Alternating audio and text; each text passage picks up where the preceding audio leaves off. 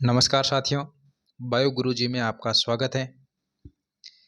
पिछली क्लास में अपने क्लास 9th की एनसीईआरटी आधारित साइंस का पहला चैप्टर हमारे आसपास के पदार्थ, उसमें पदार्थ क्या है, पदार्थ का वर्गीकरण किन किन ने किया, जिसमें सर्वप्रथम भारत के प्राचीन दार्शनिकों ने पदार्थ को 5 मूलभूत तत्वों में जो वर्गीकृत किया था, जिसे उन्होंने पंच तत्व कहा, जिसमें वायु, पृथ्वी, अग्नि, जल और आकाश शामिल है। उन्होंने बताया था कि इन्हीं पंच तत्वों से जो कुछ भी हमारे आसपास सामग्री दिखाई दे रही है, इसी से उनका निर्माण हुआ है। फिर आधुनिक वैज्ञानिकों ने पदार्थ को 2 भागों में वर्गीकृत किया, जिसमें पहला उन्होंने बताया कि फिजिकल प्रॉपर्टी, यानी कि वो हमें कैसे दिखते हैं, बाहर से देखने पर वो कैसे दिखते हैं, यानी कि भौतिक स्वरूप के आधार पर वर्गीकरण किया। दूसरा उन्होंने रासायनिक यानी कि केमिकल प्रॉपर्टीज़, रासायनिक प्रकृति के आधार पर, उनके गुणों के आधार पर वर्गीकरण किया। आधुनिक वैज्ञानिकों ने बताया कि जो सभी पदार्थ जो होते हैं, वो सभी के सभी पदार्थ छोटे छोटे कणों से मिलकर बने होते हैं।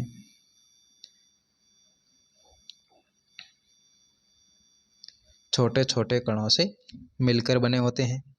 इन कणों के गुण कौन कौन से हैं? तो इनके गुणों की अगर बात करें तो इन कणों में गुण होते हैं कि इनके बीच में रिक्त स्थान पाया जाता है, रिक्त स्थान होता है। इनके मध्य आकर्षण बल होता है। इनमें गतिज ऊर्जा पाई जाती है, कणों में गतिज ऊर्जा होती है। इन कणों में निरंतर गतिशील रहते हैं। ये अपन ने पिछली क्लास में पढ़ा। फिर पिछली क्लास में अपन ने ये भी पढ़ा कि पदार्थ की अवस्थाएं, 3 अवस्थाएं देखी अपन ने, जिसमें पहली ठोस, दूसरी द्रव और तीसरी गैस। अब हम आगे पार्ट 2 में आज शुरू करेंगे कि पदार्थ की अवस्थाओं में परिवर्तन कैसे होता है, अवस्थाओं में परिवर्तन के कारण क्या रहे, किन भौतिक परिवर्तनों से अवस्थाओं में परिवर्तन होता है, इन सब के बारे में आज अध्ययन करेंगे। कल तक अपन ने अवस्था 3 कंप्लीट की थी। आज आता है पदार्थ की अवस्था परिवर्तन। अवस्था परिवर्तन यानी कि वो किन किन अवस्थाओं में, जैसे कि जल है, वो पदार्थ की तीनों अवस्थाओं में रहता है। ठोस के रूप में बर्फ, द्रव के रूप में जल और गैस के रूप में जल वाष्प रहती है। इनका तापमान, जो द्रव पदार्थ की जो अवस्थाएं हैं, उनका परिवर्तन के क्या कारण रहते हैं, जिसमें पहला कारण है कि तापमान परिवर्तन का प्रभाव। तापमान जो परिवर्तन होता है, इसका प्रभाव इस पे पड़ता है कि तापमान को अगर बढ़ाएंगे तो पदार्थ की गतिज ऊर्जा वो भी बढ़ जाएगी, जिसके कारण इन पदार्थ के कण अधिक तेजी से कंपन करने लगते हैं और इसके मध्य आकर्षण बल जो होता है वो कमज़ोर हो जाता है, जिस कारण कण अपने नियत स्थान को छोड़कर अधिक स्वतंत्र होकर गति करते हैं। एक ऐसी अवस्था आती है कि ठोस जो होता है वो पिघलकर द्रव अवस्था में परिवर्तित हो जाता है। जब ठोस द्रव अवस्था में कब परिवर्तित होता है कि जब तापमान बढ़ाएंगे तो उनके कणों में गतिज ऊर्जा बढ़ जाएगी और तेज़ी से कंपन करने लगेंगे। उनका आकर्षण बल कमज़ोर हो जाएगा, वो टूट जाएंगे, एक दूसरे से अलग हो जाएंगे और वो ठोस से पिघलकर द्रव में परिवर्तित हो जाते हैं। ठीक है। फिर तापमान परिवर्तन के आधार पर, तापमान के आधार पर दो भागों में इनमें और बांटा गया है। ये डायग्राम समझ लेना। गलनांक यानी कि जिस ताप पर तापमान में पदार्थ जो है ठोस के रूप में होता है, वो पिघलकर द्रव बन जाता है, वो उसका गलनांक कहते हैं। यानी कि गलनांक, या इसको एक नाम और है द्रवणांक, यानी कि द्रव में परिवर्तन होना, ये गलनांक कहलाता है। किसी ठोस का गलनांक उसके कणों के बीच में आकर्षण बल के सामर्थ्य को दर्शाता है। आकर्षण बल के सामर्थ्य को दर्शाता है। बर्फ का गलनांक कितना होता है? अगर केल्विन की बात करें तो 273.15 केल्विन होता है, और इसको सेंटीग्रेड या सेल्सियस में बदलने पर ये 0 डिग्री सेल्सियस होता है। बर्फ 0 डिग्री पर ये गलना शुरू होता है और जल के रूप में आता है। गलने की प्रक्रिया यानी ठोस से द्रव अवस्था में परिवर्तन को संगलन कहते हैं। यानी कि ठोस से द्रव में आने की जो ये प्रक्रिया है, ये प्रोसेस है, ये संगलन कहलाते हैं। किसी ठोस के गलने की प्रक्रिया में तापमान समान रहता है। इसमें तापमान में कोई परिवर्तन नहीं होता है। जब बर्फ पूरी रूप से पूर्णतः द्रव अवस्था में नहीं बदलता है, तब तक उसका टेम्परेचर होता है वो 0 डिग्री सेल्सियस ही रहता है। इसमें एक आगे शब्द आएगा प्रसुप्त उष्मा, या इसको गुप्त उष्मा भी कहते हैं, कि वायुमंडलीय दाब पर 1 किलोग्राम ठोस को, इस मात्रा को ध्यान में रखना, 1 किलोग्राम इसमें आती है। 1 किलोग्राम ठोस को उसके गलनांक पर द्रव में बदलने के लिए जितनी ऊष्मीय ऊर्जा की आवश्यकता होती है, यानी कि 1 किलोग्राम कोई ठोस है, उसको द्रव अवस्था में बदलना है, उसके लिए जितनी ऊष्मीय ऊर्जा की आवश्यकता होती है, उसे इस संगलन की प्रसुप्त अवस्था या इसको गुप्त उष्मा भी कहते हैं। ठीक है। 0 डिग्री सेल्सियस यानी कि 273 केल्विन ताप पर जल के कणों की जो ऊर्जा है, उसी तापमान पर बर्फ के कणों की ऊर्जा से अधिक होती है। यानी कि 0 डिग्री सेल्सियस पर जो जल के कण हैं, उनकी ऊर्जा है वो उसी तापमान पर, यानी कि 0 डिग्री सेल्सियस पे ही जो बर्फ होता है उसके कणों की ऊर्जा से अधिक होती है। क्यों होती है? क्योंकि उसमें गुप्त उष्मा समाही रहती है जल के कणों में। फिर आगे आता है दूसरा, ये गलनांक के बाद में दूसरा पॉइंट है कि क्वथनांक क्या होता है। कि वायुमंडलीय दाब पर, वायुमंडलीय दाब यानी कि हमारे आसपास पर्यावरणीय जो वायुमंडलीय दाब रहता है, जिसको एक एटमॉस्फेयर से तुलना करके मापा जाता है, वायुमंडलीय दाब पर वह तापमान जिस पर द्रव उबलने लगता है, जब द्रव उबलने लगता है तो उसको क्वथनांक कहते हैं, यानी कि बॉइलिंग पॉइंट। बॉइलिंग पॉइंट, क्वथनांक बिंदु इसको कहा जाता है। तो जल के लिए क्वथनांक यानी कि बॉइलिंग पॉइंट कितना होता है, तो इसके लिए टेम्परेचर अगर केल्विन में मापें तो 373 केल्विन यानी कि 100 डिग्री सेल्सियस। केल्विन में 373 केल्विन और डिग्री सेल्सियस में 100 डिग्री सेल्सियस, यानी कि 0 डिग्री सेल्सियस में 0 डिग्री सेल्सियस में 273 केल्विन होता है, तो 273 केल्विन डिग्री और 100 डिग्री सेल्सियस में 373 डिग्री केल्विन होता है। ठोस अवस्था जो गर्म करने पर, ताप देने पर उसमें से एक उष्मा निकलती है, उष्मा निकलने से द्रव अवस्था में बदलता है, फिर द्रव अवस्था को और तापमान देने पर ये गैसीय अवस्था में परिवर्तित हो जाते हैं, और गैसीय अवस्था को शीतल करने पर द्रव अवस्था में आ जाते हैं, और शीतल करने पर ये ठोस अवस्था में बदलते रहते हैं। ये इसका चक्र चलता है। कुछ पदार्थ द्रव अवस्था में परिवर्तित हुए बिना ठोस अवस्था से सीधे गैस अवस्था में बदलते हैं। यह प्रक्रिया ऊर्ध्वपातन कहलाती है। इन कुछ ऐसे पदार्थ होते हैं जैसे कपूर, नेफ्थलीन की गोली, अमोनियम क्लोराइड, आयोड, ये ऐसे पदार्थ होते हैं जिनको थोड़ा गर्म करने पर ये ठोस अवस्था से सीधे गैस अवस्था में बदल जाते हैं, द्रव अवस्था में आते ही नहीं हैं, जिनको क्या कहते हैं, इस प्रक्रिया को ऊर्ध्वपातन प्रक्रिया कहते हैं। प्रोसेस क्या कहलाता है?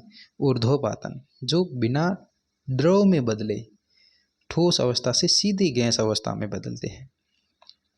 और जो गैस अवस्था से सीधे ठोस अवस्था में बदलते हैं बिना द्रव में परिवर्तित हुए, उनको निक्षेपण कहते हैं।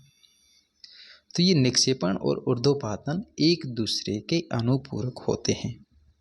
जैसे एग्जाम्पल में कपूर, अमोनियम क्लोराइड, दो और एग्जाम्पल लिखना चाहो तो आयोड लिख लेना। ये एक नौसादार भी आती है, इस अमोनियम क्लोराइड को ही नौसादार कहा जाता है। नेफ्थलीन की गोली, इनको ऊर्ध्वपातन क्रिया इसके अंदर होती हैं और इनको वापस अगर गैस से ठोस में परिवर्तित करना है तो बिना द्रव में बदले ये होती हैं। इस क्रिया को निक्षेपण भी कहते हैं। तो अवस्था परिवर्तन में पहला पॉइंट था तापमान परिवर्तन। तापमान के प्रभाव से हमने गलनांक और क्वथनांक पढ़े। गलनांक में हमने बताया कि बर्फ़ का जो गलनांक 273 केल्विन यानी कि 0 डिग्री सेल्सियस होता है, और क्वथनांक में बताया कि जल का क्वथनांक जो होता है वो 373 डिग्री केल्विन या 100 डिग्री सेल्सियस होता है। अब दूसरा प्रभाव पढ़ते हैं, दाब परिवर्तन का प्रभाव। अगर पदार्थ के लिए दाब का परिवर्तन करेंगे तो उस पदार्थ पर क्या प्रभाव पड़ेगा, उसका अध्ययन करते हैं। दाब को बढ़ाने या घटाने से पदार्थ की अवस्था में परिवर्तन लाया जा सकता है। यानी कि जैसे तापमान को बढ़ाने और कम करने से उसकी अवस्था में परिवर्तन लाया जाता था, उसी प्रकार दाब को भी बढ़ाने और कम करने से पदार्थ की अवस्था में परिवर्तन लाया जा सकता है। दाब के बढ़ने और तापमान घटने से गैस द्रव में बदल सकती है। दाब को अगर बढ़ाएंगे और तापमान को कम करेंगे तो गैस द्रव अवस्था में बदलेगी। यानी कि गैस जो होती है उसको द्रव अवस्था में बदलनी है तो उसको प्रेशर को बढ़ाएंगे और टेम्परेचर को कम करेंगे। प्रेशर बढ़ाएंगे, टेम्परेचर कम करेंगे तो गैस द्रव अवस्था में बदल जाती है। फिर जब वायुमंडलीय जो दाब है उस दाब का माप 1 एटमॉस्फेयर ATM, ये ATM लिखा हुआ है यानी कि एटमॉस्फेयर हो तो ठोस कार्बन डाइऑक्साइड द्रव अवस्था में आए बिना सीधी गैस में बदलती है। यानी कि जो CO2 होती है, CO2 जो ठोस अवस्था में होती हैं वो गैस अवस्था में जो होती हैं वो द्रव अवस्था में आए बिना सीधी गैस में परिवर्तित होती हैं। तो इसको क्या कहते हैं? यही कारण है कि ठोस कार्बन डाइऑक्साइड को शुष्क बर्फ यानी कि ड्राई आइस कहते हैं। क्या कहते हैं? शुष्क बर्फ यानी कि ड्राई आइस। क्यों कहते हैं? क्योंकि वायुमंडलीय दाब पर यानी कि 1 एटमॉस्फेयर दाब पर ठोस कार्बन डाइऑक्साइड द्रव अवस्था में आए बिना सीधी गैसीय अवस्था में परिवर्तित हो जाती हैं, इसलिए। फिर अपन ने एक आगे डायग्राम देखा था, उस डायग्राम की बात करते हैं। ये डायग्राम, इस डायग्राम के माध्यम से समझते हैं कि जब ठोस जो होता है, इस ठोस जो होता है इसको अगर गर्म करेंगे, टेम्परेचर देंगे तो ये द्रव अवस्था में बदलेंगे, तो इसका क्या होगा? गलन होगा। जब द्रव को ठंडा करेंगे तो ये ठोस अवस्था में आएगा, जिसको हिमीकरण कहते हैं। इसी प्रकार द्रव को जब और गर्म करेंगे तो ये गैसीय अवस्था में बदलेगा, और गैस को वापस ठंडा करेंगे तो ये द्रव अवस्था में बदलेगा। जब गैस को ठंडा करने पर द्रव अवस्था में बदलती हैं तो इस क्रिया को क्या कहते हैं? संघनन कहते हैं। जैसे हमारे बादल जो होते हैं वो गैसीय अवस्था में होते हैं, जब ये भारी हो जाते हैं, जल की मात्रा इसमें ज़्यादा आ जाती है, तब ये आपस में एक दूसरे के पास में आते हैं, टकराने से इनमें संघनन होता है। संघनन होने से ये और ठंडे होते हैं, शीतल होने से बारिश होती है। इसी प्रकार गैस को अगर बिना द्रव में परिवर्तित किए, गैस को बिना द्रव में परिवर्तित किए सीधा ठोस में परिवर्तित करते हैं तो इसको निक्षेपण कहते हैं। क्या कहते हैं? निक्षेपण। ठीक है। और अगर ठोस को बिना द्रव में बदले सीधा अगर गैस में बदलेंगे तो इसको ऊर्ध्वपातन कहते हैं। ठीक है। इसी प्रकार जब गैस के अंदर अगर आयनन होता है और ज़्यादा टेम्परेचर होता है, सूर्य के प्रकाश इतना मिल जाता है, सूर्य का टेम्परेचर इतना मिल जाता है, तो वो एक चौथी अवस्था एक और भी होती है पदार्थ की, जिसको प्लाज्मा, जिसको क्या कहते हैं? प्लाज्मा कहते हैं। चौथी अवस्था होती है उसको प्लाज्मा कहते हैं, और एक पांचवी अवस्था होती है जिसको बोस आइंस्टाइन कंडेंसेट कहा जाता है। ठीक है। जब प्लाज्मा यानी कि उसका इतने कण दूर दूर हो जाते हैं, जिस अवस्था को सामान्यतः वैज्ञानिक अवस्था ही नहीं मानते, जब उनमें पुनर्योजन यानी कि वापस उसको इतना शीतल किया जाए, पुनर्योजन का मतलब दोबारा, योजन का मतलब जोड़ना, तो वापस जब ये जुड़ती है तो गैस में रूप में आ जाती है, यानी कि गैसीय फॉर्म में आ जाती है। ठीक है।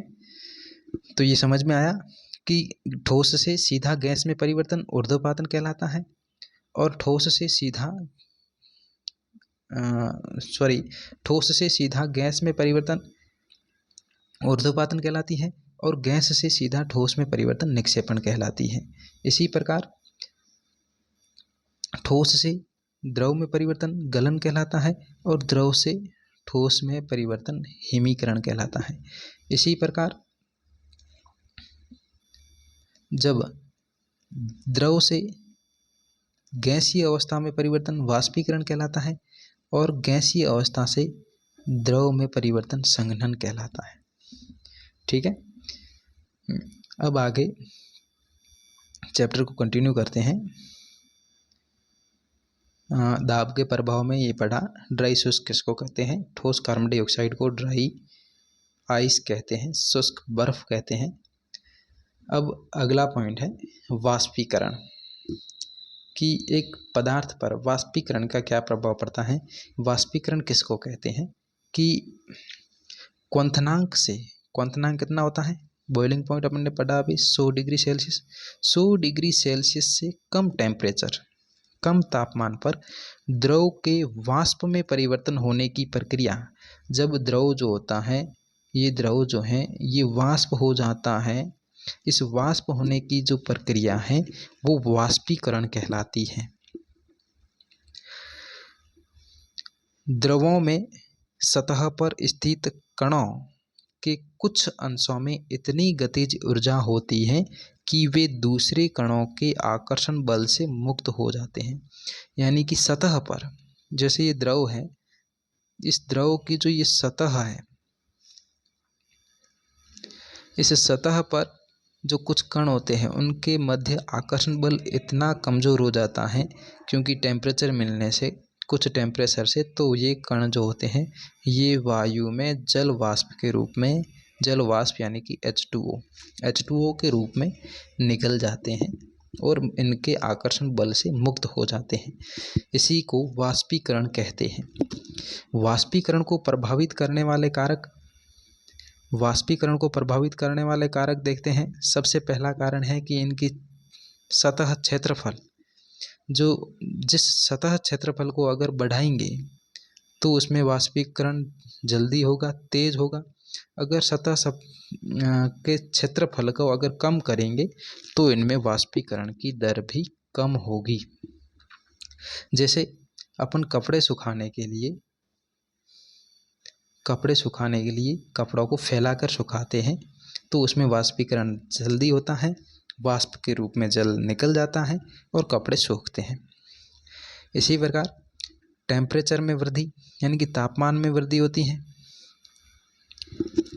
तो वाष्पीकरण की दर बढ़ती है। आर्द्रता की कमी का मतलब है कि वायुमंडल जो है उस वायुमंडल में विद्यमान जल वाष्प यानी कि H2O जल वाष्प की जो संख्या है वो कम होगी तो शुष्क हवा होगी। जब शुष्क हवा होगी तो कपड़े या कोई अन्य सामग्री या जल जो है जल वाष्प के रूप में जल्दी परिवर्तित होगा और वाष्पीकरण उसमें ज़्यादा होगा। वायु की गति में वृद्धि, अगर तेज हवा है तो भी वाष्पीकरण की दर बढ़ेगी। फिर अगला आता है कि वाष्पीकरण के कारण शीतलता कैसे आती है, यानी कि वाष्पीकरण जब होता है तो ठंडक मिलती है कि वाष्पीकरण के दौरान कम हुई ऊर्जा, वाष्पीकरण जो होता है उसके दौरान जो आसपास की ऊर्जा है वो कम हो जाती है। कम हुई ऊर्जा को पुनः प्राप्त करने के लिए द्रव के कण जो हैं अपने आसपास से ऊर्जा को अवशोषित करते हैं। द्रव के कण होते हैं वो अपने चारों ओर के जो ऊर्जा होती है उसको अवशोषित करते हैं, जिसके कारण शीतलता हो जाती है। जैसे एसीटोन को हथेली पर लेने पर शीतलता महसूस होती है क्योंकि वह जल वाष्प के रूप में वाष्पीकृत हो जाती है, जिससे हथेली पर ठंडक महसूस होती है। गर्मियों में छत पर जल छिड़कने से रूम ठंडे हो जाते हैं।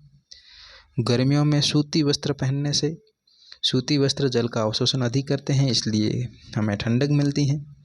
बर्फीले जल से भरे गिलास का बाहरी सतह पर जल की बूंदों का बाहरी सतह पर आना जल वाष्प का कारण है। पेट्रोल व इत्र डालने पर हथेली का ठंडा होना भी जल वाष्प का कारण माना जाता है। अब आता है कुछ राशियाँ जो दी गई है चैप्टर के लास्ट में, बीच में उन राशियों को पढ़ेंगे, उनके मात्रक और उनके प्रतीक। जैसे टेम्परेचर यानी कि तापमान को केल्विन में मापते हैं सामान्यतः, इसका मात्रक K होता है और इसको डिग्री सेंटीग्रेड में भी मापा जाता है, फ़ारेनहाइट में भी मापा जाता है, रेडियंस में भी मापा जाता है। काफ़ी इसकी है, लेकिन सामान्य तौर पर देखा जाए तो टेम्परेचर को केल्विन में ही मापा जाता है। फिर लंबाई को मीटर में मापते हैं, जिसका प्रतीक m होता है। सहती यानी कि द्रव्यमान जो kg में मापी जाती है, किलोग्राम होता है इसका मात्रक। भार न्यूटन में होता है, n मात्रक होता है। आयतन घन मीटर में होता है, घन मीटर यानी कि m क्यूब, किसी भी वस्तु का क्यूब उसका आयतन कहलाता है। घनत्व किलोग्राम प्रति घन मीटर, यानी कि घनत्व किसे कहते हैं, द्रव्यमान बटे घनत्व किसे कहते हैं, घनत्व यानी कि द्रव्यमान बटे आयतन घनत्व कहलाता है। यानी कि द्रव्यमान में आयतन का भाग दें तो उसको घनत्व कहा जाता है। तो किलोग्राम प्रति मीटर इसका प्रतीक होता है। दाब को पास्कल के बारे में मापा जाता है। तो ये जो कुछ राशियाँ हैं सामान्य तौर पर यहाँ दी गई है, इसको अपन यहाँ याद कर लेते हैं। कि तापमान को केल्विन में मापा जाता है, लंबाई को मीटर में मापा जाता है, द्रव्यमान को किलोग्राम में मापा जाता है, भार को न्यूटन में मापा जाता है, आयतन को घन मीटर में मापा जाता है, घनत्व को किलोग्राम प्रति घन मीटर में मापा जाता है और दाब को पास्कल में मापा जाता है। इसी के साथ पहला चैप्टर हमारे आसपास के जो पदार्थ हैं वो कंप्लीट होता है। इससे आगे एक और मैं पहले चैप्टर की क्लास लेके आऊँगा जिसमें पदार्थ से संबंधित जितने भी MCQs बनते हैं, वन लाइनर क्वेश्चन जो बनते हैं लगभग 50-60 के आसपास, वो लेके आऊँगा। उसके बाद में अपन शुरू करेंगे दूसरा चैप्टर। ठीक है, आज इतनी